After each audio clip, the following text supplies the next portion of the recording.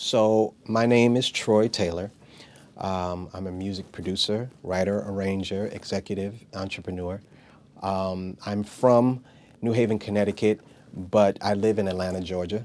I was, I think, 12, and I was in church, and I just started playing on the piano, thinking that it was easy, but it really wasn't. And then it challenged me, gave me a challenge to want to really learn. My dad was a bass player, jazz player, a piano player, but I never met my dad because he died before I was born. My grandfather was a music minister in church, but I really didn't know him like that. I didn't see him doing it. So it's in my blood. So I go to high school, freshman year, do the talent show, and then that's it. Once you hear the girls scream, you want that forever. At home, I was in groups and stuff, so I got out of a group, and then I became a solo artist.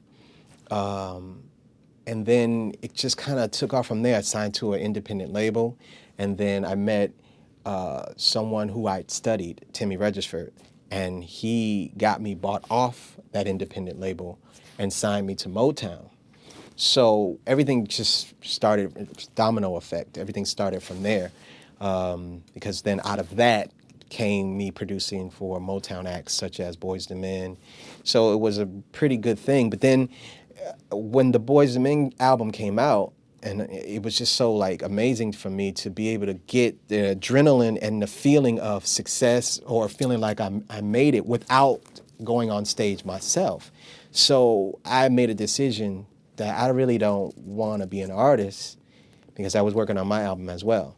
So I kind of declined my artistry and went behind the scenes. Actually, my first professional one was Boyz II Men. I was 22 years old. So it was pretty, of course, we didn't know that they were going to be what they turned out. They were young, so I didn't know that they would be legends in the end. So it's pretty thrilling. I was in a production company called The Characters for 12 years. 2002, I decided to go on my own, and then I started Songbook Entertainment. I started January 1st, 2002. That was my first time, starting off on my own as a solo producer. But the first person I worked with as a solo producer was Mary J. Blige. So it was kind of next level right off the bat, soon as 2002 started. From there, I went to Aretha Franklin. And then from there, I went to Whitney Houston. I had worked with Whitney before, but then I was working with her on her Christmas album. And I remember her coming in saying, so I heard, been hearing good things about you. I'm like, what are you hearing? And she's like, Riri told me about you. I'm like, Riri, Aretha Franklin. She told me some good things about you. I'm like, oh, wow, that's pretty interesting. So it was kind of, really good to hear that, the Queen of Soul is talking good things about you. And then Patti LaBelle, and then the OJs, and then even in somewhere in there, Genuine and B2K and just different. It put me in a position, Isley Brothers, it put me in a position to have worked with the young as well as the old. So it was a great experience. My signature would be vocal arrangements. It was, I think, because in the end, what stood out a lot was my vocal production, my vocal arrangements, and people sought me out and had me do vocal production for, their projects and stuff like that. So I would say that. So right now, of course, Trey Songz is my artist from birth, from 15 to now. We're on the 6th album. So I'm about to start on that. I also have an amazing artist named Kevin Ross, who's signed to Motown/Verve. What's special about that is that David Foster is head of Verve Records. So he wanted in on the Kevin Ross project as well. So Verve and Motown decided to do a collaboration, since they both were under the auspices of Universal. They really wanted in, but it will give Kevin a big dynamic, because, David Foster is Michael Bublé, he's arrangements, he's Earth, Wind and Fire early years, he's huge.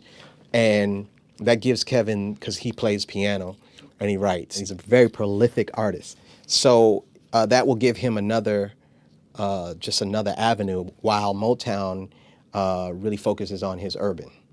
So you have the best of both worlds. My partner, Zeke Lewis, he and I are partners in the company called the Bar Music Group. Now, the Bar Music Group is focused on raising the bar because the bar is way too low. So we decided we've been friends for years, but we decided to start this company. And Kevin Ross is our artist, by the way. But he was supposed to do the new school and he wasn't able to make it.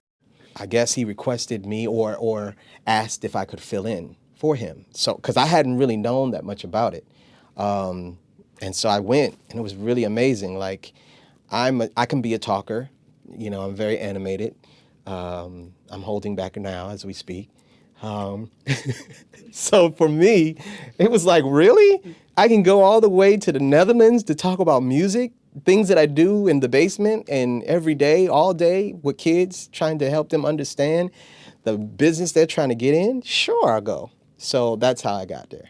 I think we're here about songwriting, and it doesn't matter. It's music. So whatever needs to be talked about, I'm game. What's very important is that your talent is one thing, but being professional with it is a whole nother story. You know, the birds can sing, but that doesn't mean they need to be artists. Do you get what I'm saying? It's a little, I kind of pulled that one from the sky, but you get what I'm saying. Everyone who sings is not a singer. And everyone who writes songs doesn't mean they're going to be a hit songwriter. It's a craft. It is something that you have to really perfect. And I think a lot of people with raw talent thinks that because it comes so easy that it's just supposed to happen, and it doesn't work like that. The two things that I use the most is Logic and Logic 9 and Pro Tools. I know that people make tracks off Pro Tools, but I like Pro Tools for vocals. And I like Logic, and I know you can record in Logic vocals, but I don't like Logic for vocals. I like it for making the music. I mean, I've become so, I guess, good at doing vocals in Pro Tools that it's just secondhand nature for me. And I just know it so well. So that's really the only reason why I do it. I'm sure if I started off in Logic, it would be the same. Vibey guy and professional guy. You don't know what's going to come first, so you need to be prepared for both. So I just got used to being, when it's time to be vibey, relax, I can work, or when it's time to turn on and be professional, I can work, so.